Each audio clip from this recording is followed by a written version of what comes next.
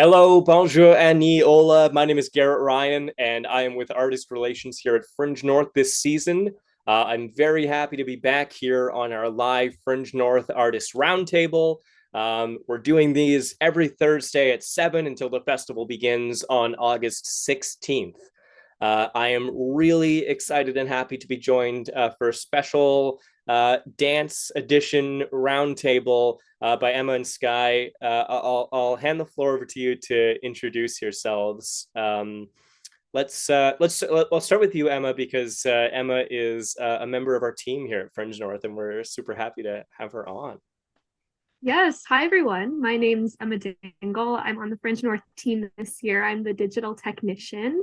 But outside of Fringe, I've been a competitive dancer my whole I work as a dance teacher, and dance is a super important piece of my life. So I'm really excited to be on today to talk all things dance. And I'll hand it over to Sky. Yay! So Emma and I know each other really well. I'm Sky Smith. We dance at the same studio. We know each other through your mom at Northern Arts Academy. Emma's beautifully talented. And yeah, so excited to chat today. So yeah, I'm Sky Smith. I am an artist in Fringe this year, second year. First year I was brought on by the Susan Barber Memorial program, and this year I'm coming in as an artist officially. So I'm very excited. Yeah, that's me. We're so excited to have you back. Your piece last year was beautiful. It was one of the Thank pieces I was you. actually able to watch quite a bit. I think I saw most of it, which is more than I saw of a lot of the pieces because they were running around it. But it was Yay! so cool. I was so happy to. I love Thank you. the local stories and things like that. It was great to see. So yeah, thank you for that. And I'm super excited to see what you're working on this year and chat a little bit about it today. And hopefully we'll get you on for another podcast. I think you're going to be probably the person who's done the most of these like podcasts and roundtables with us soon. We've done quite a bit of these, so I'm super grateful for that because we always have Yeah, great they're fun. conversations. Yeah, It gets me rolling and thinking about my show more, and we always bounce ideas off each other really well, Garrett. yeah, So yeah, thank you. Thanks for awesome. having me. Yeah, of course. Thank you.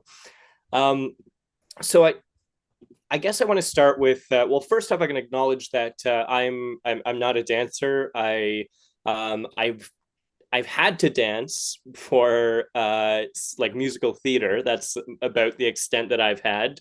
The most dance I think I did was in West Side Story, where I actually had to do some choreo and stuff. That's That's about a the big ex- dance show. It was very dancey. That was the most I've danced, and um, I tried my best. We'll leave it at What that. side were you? I What was I was family a were you in? jet. I played action.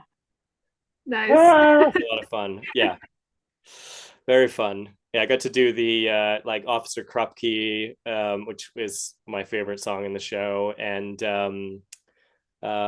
what's the other one? Like the one Riff sings. I did a lot of choreo in that. Like the where he's telling everyone to like calm down. I forget the name of the song, but Oh yeah, yeah, yeah. It's like really, cool. Yeah, really yeah, yeah. jazzy. Ooh, yeah, I'm yeah, gonna yeah. I'm gonna remember the name of the song after this, but yeah. For sure. Anyway, Just text me in the middle of the night when you I remember. will. Yeah. Yeah, exactly. So that's kind of my experience with dance. So I'm here as a um playwright, I guess, is my main medium, and I'm curious to know a little bit more about what it is to be a dancer and to work in that medium, and I'm excited to talk about it.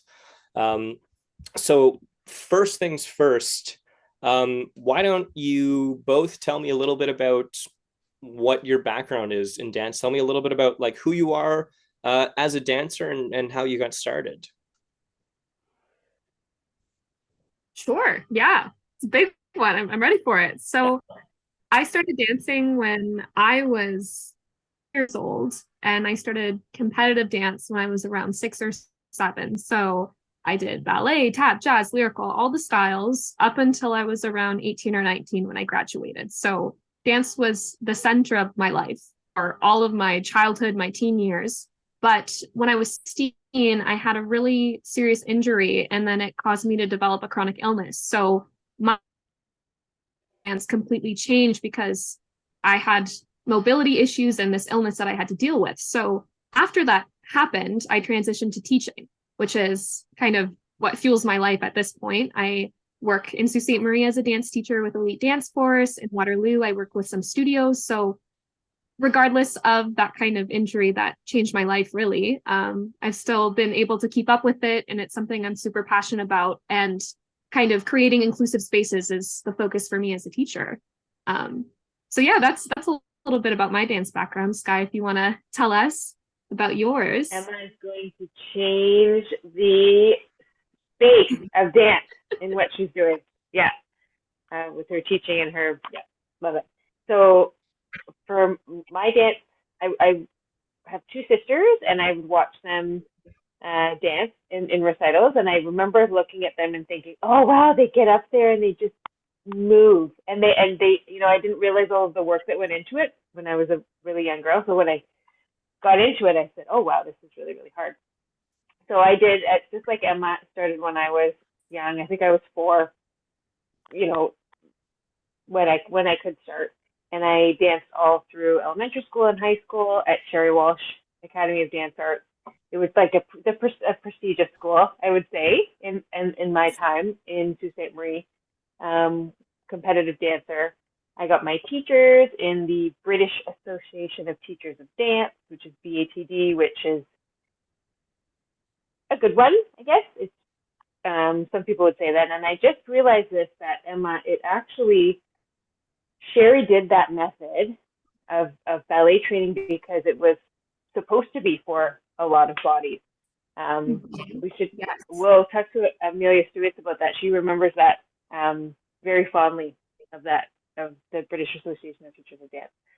So after that, I went on to do a lot of community theater. I studied voice, music at Algoma University, and I taught all through going in university. Then I was for 7 years at Northern Arts Academy with the Triple Threat program with Emma's mom, wonderful, wonderful mentor and teacher, Aggie McCarthy.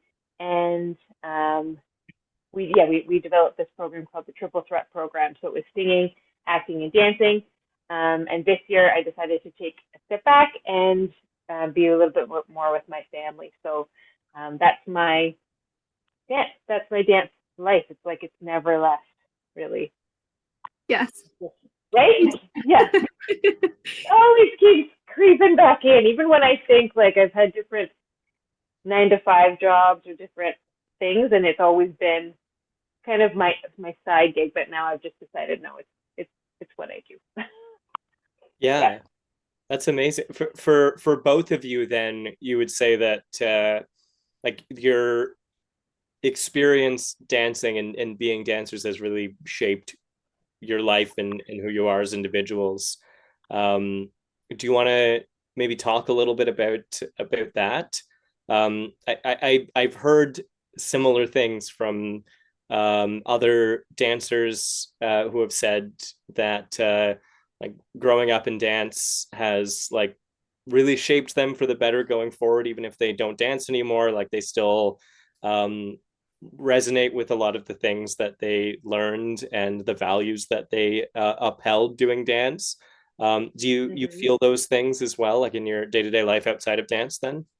Absolutely. I would say there's really wonderful things that I've taken all throughout my life. The discipline that dance teaches you, the hard work, the friendships that you make. You know, there's one, you know, when I just saw her this summer, even though we're like worlds apart, she lives in China now. Whenever we get back together, we've known each other since we were 4, and it's like time has never passed, and we can talk about everything, and we're like family, right? I'd say she's like my dance sister. So I definitely wouldn't be who I am. I don't know what I would do really without dancing. Like it's like one outlet I love to perform in, but like really, if I had other ones, I don't know where I would be. What do you think, Eva? Yeah, similar experience for sure. Like, you know, I was dancing with the same group of girls since I was 3 years old up until 18. So there really is a sense of family. in the dance community, and those friendships really do last a lifetime. And definitely the work ethic, the discipline, even just the camaraderie shaped a lot of my friendships outside of the studio, especially because, you know, from a competitive dance background, oftentimes growing up, I was at the dance studio I was in my actual home because you have four, Yeah. 5 hours of training after school. So you're only home for like 2 hours in a day. And, you know, the traveling, the competitions, it's just like, it really consumes your life in all the best ways. So I definitely have taken all of those good values, and it absolutely has shaped who I've become, my teachers, my mentors, like super big pieces of my life for sure. Amazing. Did both of you do competitive dance then? How Yeah. what is the culture like there? I talked a little bit in our 2 weeks ago, our artist roundtable. We had a competitive polar who was talking a little bit about that world, and kind of the relationships you start building with the people you see at the competitions and things like that. Just because it's you know, a relatively tight knit community, especially for her style of dance. So I'm curious. I feel like dance is often portrayed to be very cutthroat. Did you find that? Did you have good relationships with people you were seeing at the various competitions, or was it always very competitive? Yeah, what did you experience there? Competitive, very, Yeah. very competitive. Through, yeah, like the dance studios within Sault Ste. Marie were competitive with each other. And then when you would go to competitions, um, we were taught, and I don't know if Mrs. Walsh taught you this. So Mrs. Walsh was the mother of the dance teacher of Sherry, and she was kind of the mother of the studio, the grandmother of the studio. She would say to us, if anybody says anything mean to you, you just say to them, "Oh, I'm so sorry you feel that way." So she wanted all of us to really have pride in what we did and really not engage in any of the dramatics or anything, because if you go to these competitions and you end up winning a lot of awards, there's going to be jealous people, there's going to be jealous kids, other dancers looking at your studio, right? There's going to be other dance teachers looking to see what are they doing, how can we win more awards. So um, yeah, there's a lot of jealousy, I would say. Yeah, Mm. yeah, Yeah. that was what I picked up from. Yeah. No, it was a similar experience for me. I mean, I feel like dance has shifted over the years for sure to be more supportive in the competition scene, but I remember like we were taught to never say anything negative about other dancers because there would be people in the audience who would say bad things. There was parents who were very cutthroat. So my experience in the competition scene, you know, with interacting with others wasn't always the best, but interesting, oh my goodness, interestingly, that's the word, enough. I work for a West Coast swing dance studio in Waterloo. And the West Coast swing community is the total opposite. It's a different dance style, different background than what I had growing up. And they are the complete opposite, which I'm assuming is probably what the same experience that pole dancer had, where the Yeah. community is so welcoming, so wonderful. And that seems to be a common theme in partner dancing.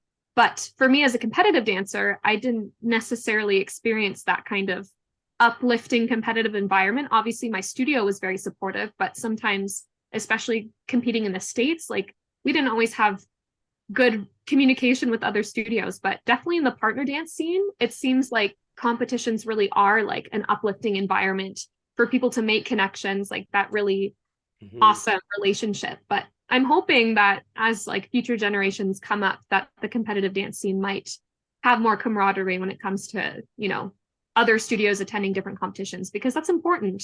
And that same like family dynamic you have with your home studio, I think that needs to be translated with other studios that you're competing against for sure. Yeah, that's very interesting about the difference in the styles of dance. So what style did both of you do, or do you do now? Um, I I don't know if I'll how much I'll be able to understand. I mean, I know the basics, I guess. But yeah, what So if you're trained at a studio, a dance studio, from like us when very young. You Yeah. can do different styles, but if you're at a classical Mhm. dance studio, you're going to do ballet, jazz, tap, lyrical, now maybe contemporary, some hip hop. What else am I? That pretty well rounds it out. Maybe acro, like some sort of gymnastics. But then, there's other types of dancing like Highland dancing that would be a different studio. Then the kind of partner dancing is more in the States, I think, right? Like Emma, you're thinking that, and then so that's what Emma and I did. We did the classic ballet Yeah. is where, and so ballet is kind of where you get the discipline from and where everything stems from. Did I mention tap? Tap would be in Oh, there yeah. too, in a lot of Yes. dance studios, which is kind of the opposite of ballet, but like it requires a different kind of skill set, a different mind. But yeah, so that's how it would be. That's how it would be categorized, Garrett. Yeah. Mm-hmm. Interesting. Yeah, it's interesting you said about like Highland dance and things like that. Because I have friends who um come from strong cultural backgrounds and they do their dancing and that like some of my family comes from Ukraine, and I have Ukrainian friends and they do Ukrainian dance. And I feel like it's a lot more of a like close knit community, like that doesn't have that same competitive kind of um, air to it. I guess like it's people are just happy you're there partaking in the style. Where yeah, I've heard what you're saying from other dancers that that more traditional um, competition style dance is a lot more cutthroat, I guess. Um, I found that doing theater as well, which I know it in my experience, it turned a lot of people off from wanting to do more theater afterwards because they were just so sick of the competition of it and the drama that was involved in, which is ironic. It's But so hard on your ego. It's it so is, hard on your ego, yeah, right? yeah, and it's unfortunate because I knew a lot of very talented people who even if they didn't have the passion to go pursue a professional career, they could have kept doing it at like a local level and community theater and things like that, and they just are completely turned off from it because of those environments.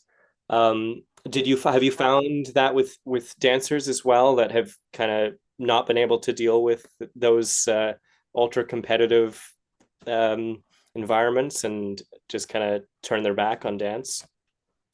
I think you have to make a decision when you graduate high school, right? Right. And you graduate that studio that you're at, because then if you want to take it further, you have to look for and pay out of your own pocket, Yeah. not your parents' pocket anymore. You have to take classes at, in a university level or different adult classes. Then you're all of a sudden classified as an adult, right? So you would do that kind of dance, or you would do community theater, you would do something like that. So I think you have to just decide whether it's going to stay in your life or not and how it's going to stay. For my sister, my older sister, it didn't come back into her life until years later. And then she found some adult classes and decided, oh, I want to do this again.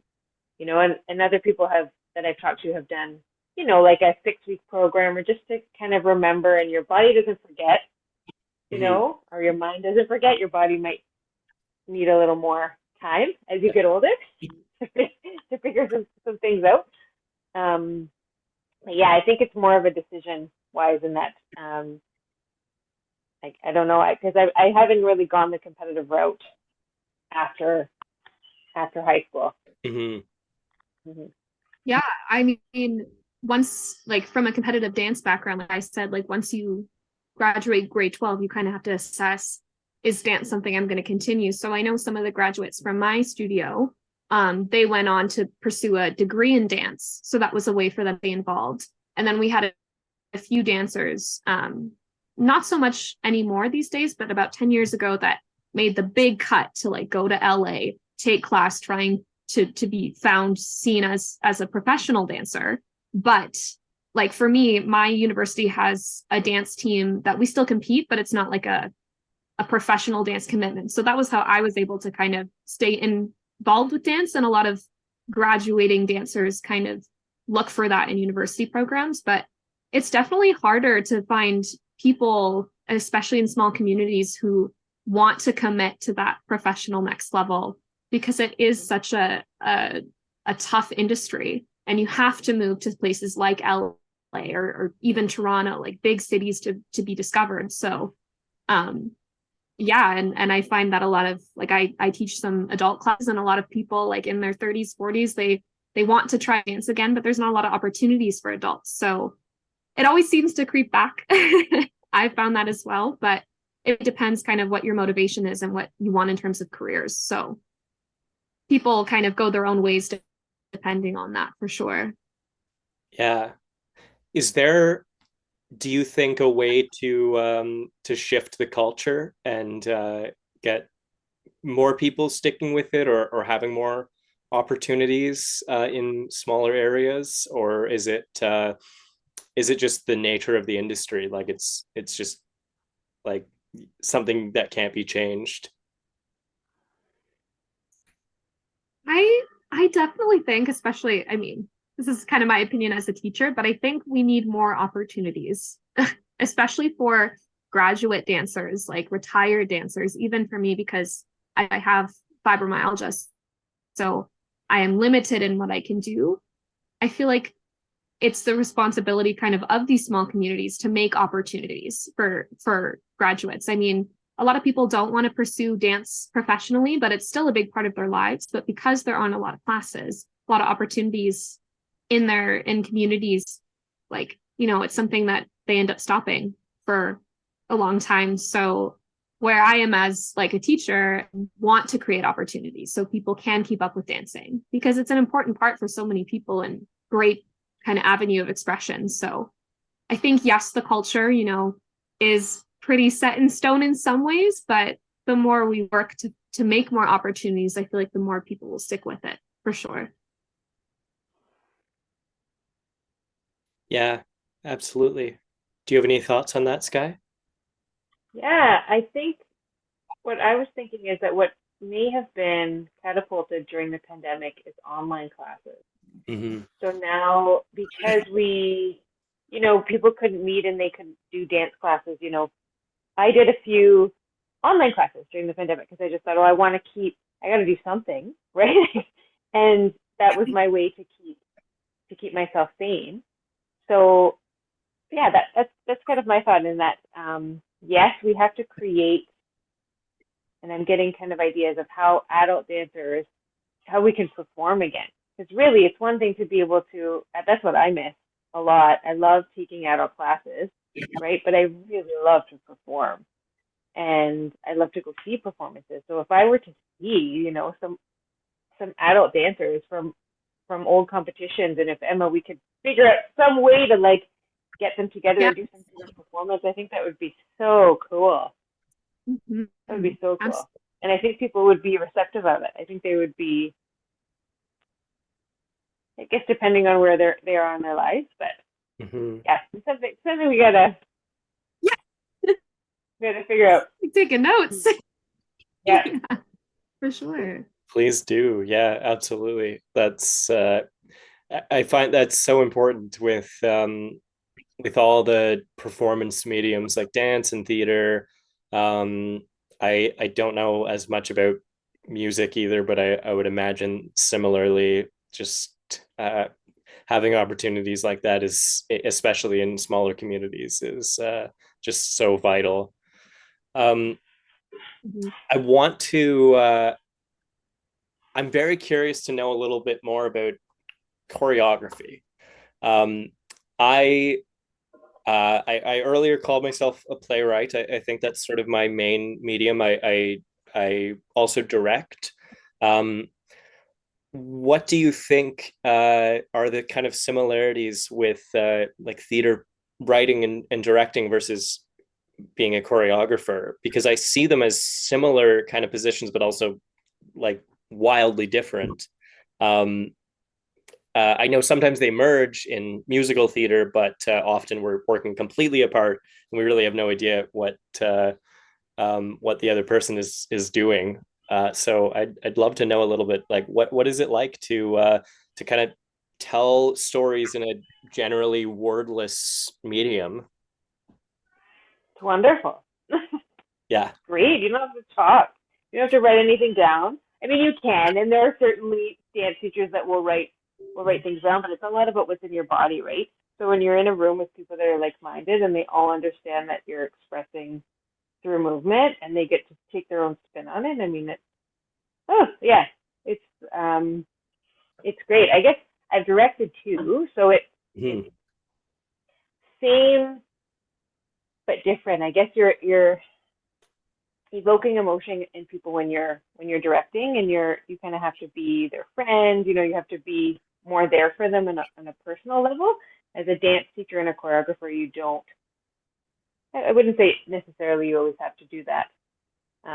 You're all, yeah. I don't know. Jump in, Emma. What do you think?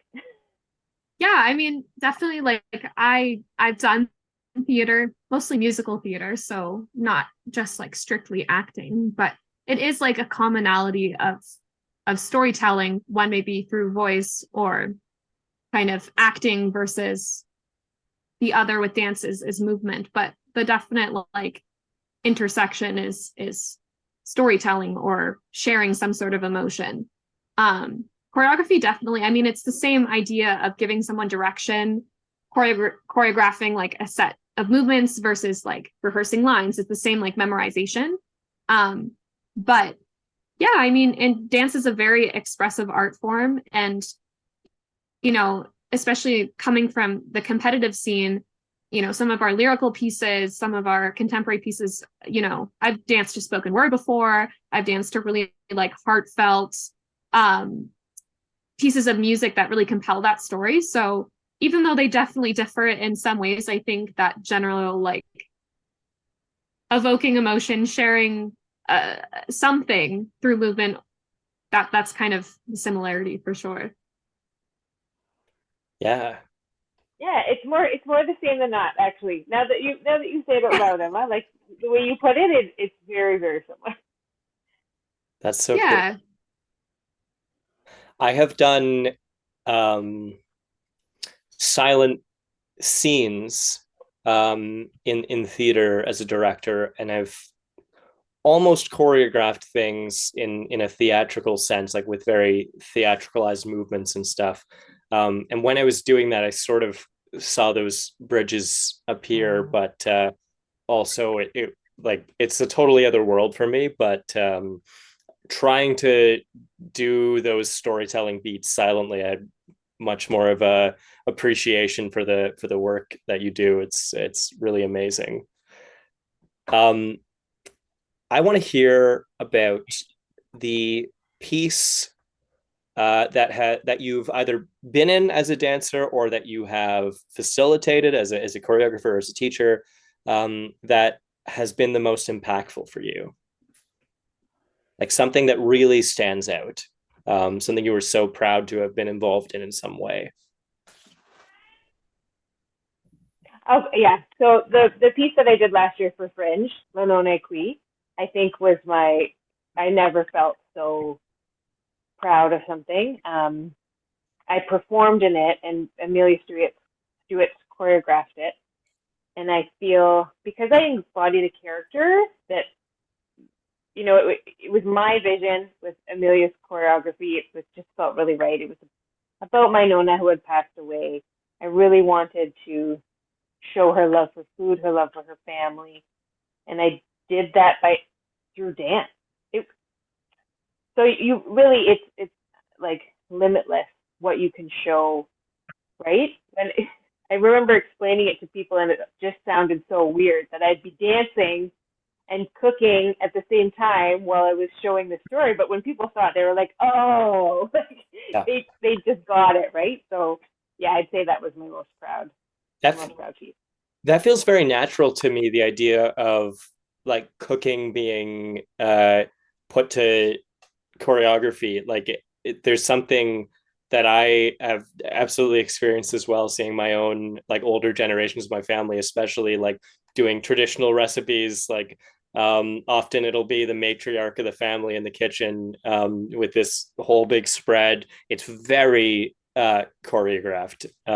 So I absolutely, I thought that was um, beautifully done. It was, so thank you for Oh, thanks. talking about that again. It was so great.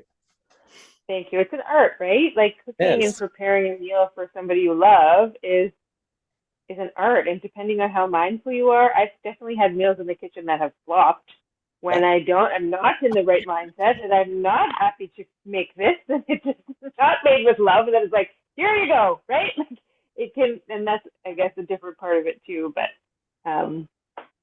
yeah. Yeah, absolutely. I love being in like a hectic kitchen. I've never worked in a kitchen, so maybe I'd have a different experience if I was like a kitchen staff. But like a holiday, um, for me, like being in a kitchen trying to make a bunch of pierogies and things like that, I love it. I eat that up covered in flour. It's great. Yeah. Yeah, for sure. I did a couple of catering gigs where like, and she would always call me back for these small gigs, but we had the best chat while we were cooking. Yeah. It felt like therapy. We were preparing food. Mhm. Oh, yeah. Yeah, there's a lot to be said about being in a kitchen with someone and what it all means, right? Yeah, absolutely.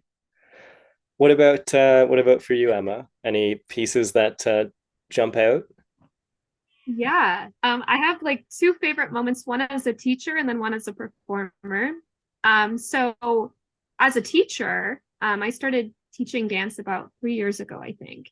And my very first year of teaching, I was teaching hip hop, and it was with a group of sweet young girls who were about ages like 4 to 7. But I had a boy in my class, and he was on the spectrum. And, his mom kind of talked to me aside and was like, hey, like this, my son, he's a bit of a handful, but we really want to get him moving. And I was like, okay, challenge accepted. So it just, took like 10-15 minutes of extra prep just to try and make my class, fast paced, make sure that he was feeling comfortable, and he was a brilliant boy, like so smart. So I just had to shift some things so he would be engaged. And then we continued over the pandemic with virtual lessons, which was another challenge because having little kiddos on Zoom trying to teach dance, it was hard.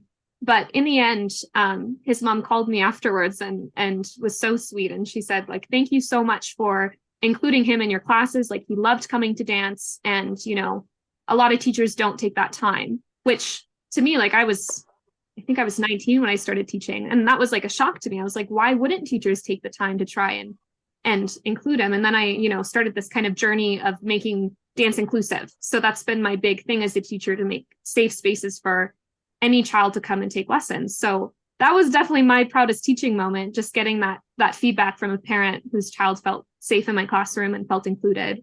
And then as a performer, this past year I competed in Miss Ontario, and I did a piece.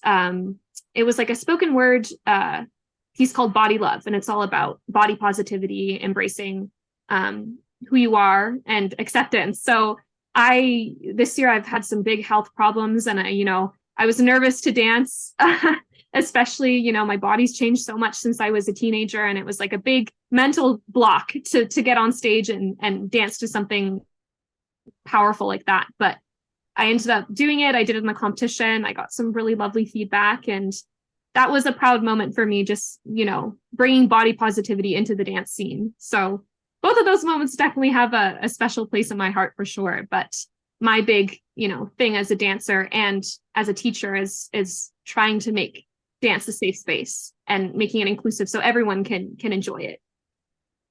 It's beautiful.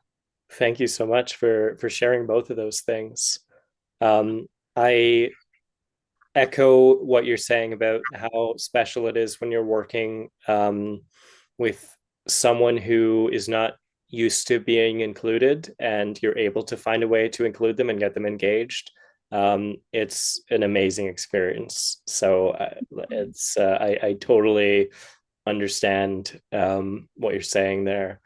The piece you are talking about, at least thematically, sounds what Sky, I think you're working on for Fringe this year. So that's a good segue to chat a little bit about your piece and where you're Mm-hmm. at with it.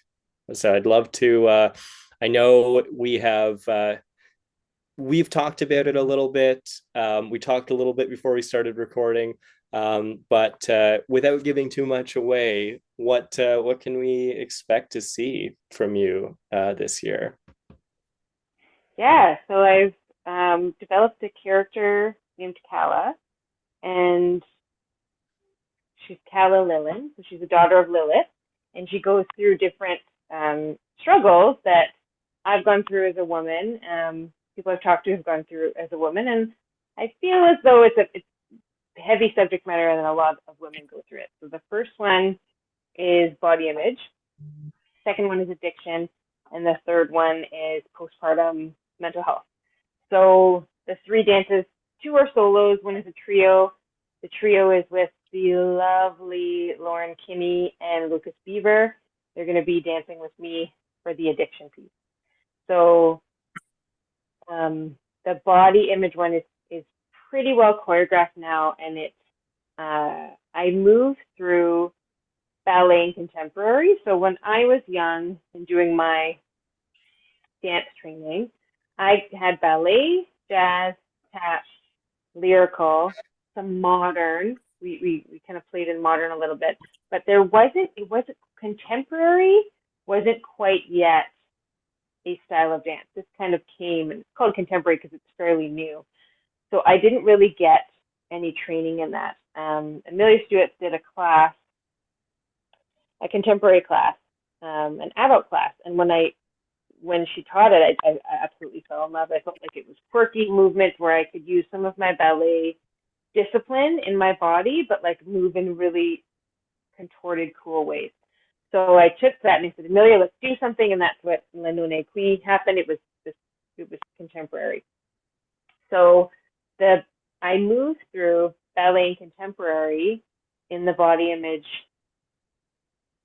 song dance to show how it can combat against each other, and the way your mind will always say things that previous dance teachers have told you. So they would have told you like suck in your gut. They would have told you either nice or the negative things usually stay with you a lot longer. So I want to show that the ballet is what I'm supposed to be doing, but that the ballet body is kind of pretty well impossible for most people to achieve in their lifetime, and most people are not that ballet body. So I moved from ballet to contemporary to kind of show that this is what I'm supposed to be doing, but this is what I want to do, and so it talks to each other in that way. So that's the first piece. I started the choreography for the postpartum one, and it's contemporary with a little bit of ballet as well, and then the addiction one I think will be contemporary as well. So yeah, that's the show as of right now. The character is me, but is becoming a part of me. But like in creating this character, I just wanted to be more confident in my body and kind of show myself more self-love. So that's how Kala was born, basically. Yeah, that's amazing. I'm super excited to see all the pieces. I'm definitely gonna to make some time to be able to watch. If not during the show, hopefully I'll be able to watch during a tech run or something because I'm just really excited. I really want to have it recorded. I've got a Oh couple of these yeah, I got to talk back to because I really want other people. If people can't see it, like my sister's in Ottawa, I'm not sure if she's going to be here. I really want her to see it, so I'm going to figure out a way to get it recorded for sure. yeah, 100%. We'll talk about that as well and see what we can do, even if it's just I mean, I've recorded shows before just on like iPhones, and it's Yeah. and it's actually, I mean, with phone cameras now it's totally fine. So yeah, that's great. I think I always like recording my stuff as well.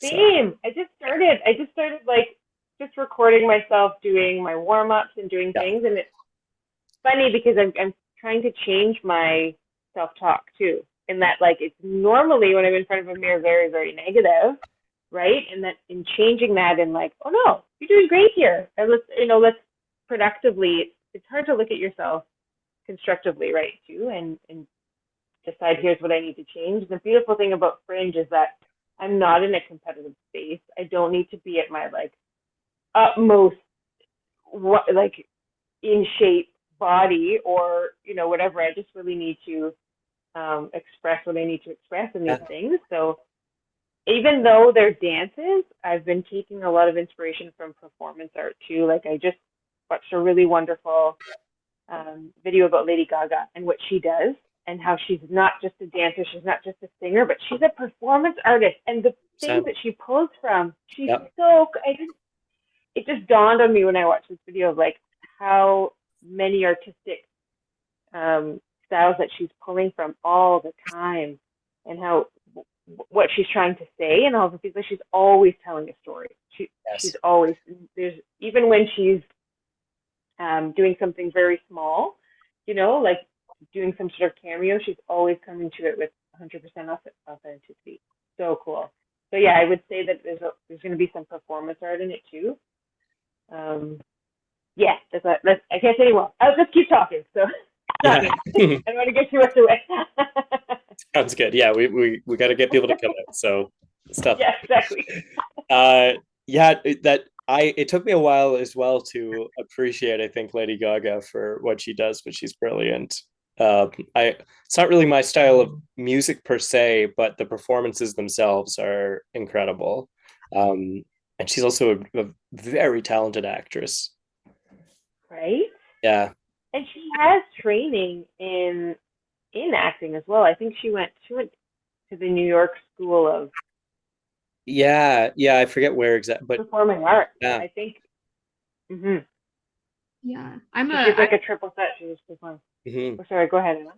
yeah, no, I was gonna say I'm a huge Lady Gaga fan too because she actually has fibromyalgia, which is what I have. Oh, So really? seeing such a successful performer do so well with and managing her condition, like that's a huge inspiration for me. I didn't even know. And then randomly I was just kind of doing some fibromyalgia research and apparently Lady Gaga has it. So I was like, if that's not motivation for me, then I don't know what is.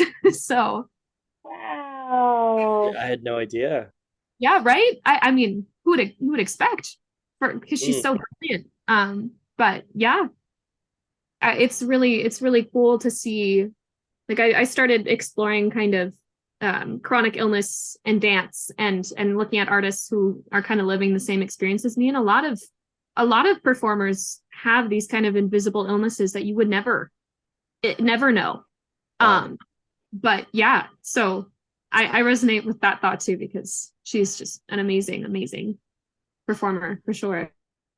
That's so inspirational. I had no idea. Yeah, I would definitely have never guessed that, which is yeah, wow, very cool. Um, I I want to keep talking. I'm noticing the time. I know we should be wrapping up shortly. I guess one of the things I want to leave it on is what is something you can talk to me, you can talk to the rest of the Fringe audience who might not be the most knowledgeable on dance or the most in the dance world. What is something you want people in our camp to understand about dance that might be a misconception?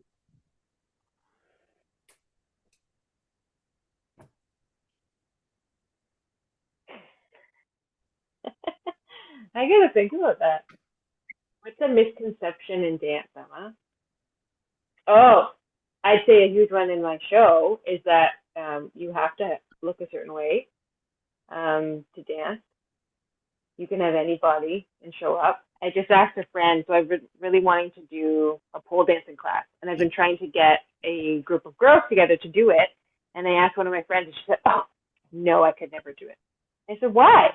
She said, "I can't do it." And she just looked, and I knew what she was saying. She was saying that she can't do it in her body, and I said, "What is that the only thing holding you back? Like, if you if that wasn't a problem, would you do it? She said, absolutely, I would love it. So I said, well, let's then do it. Like, why not? Why not now?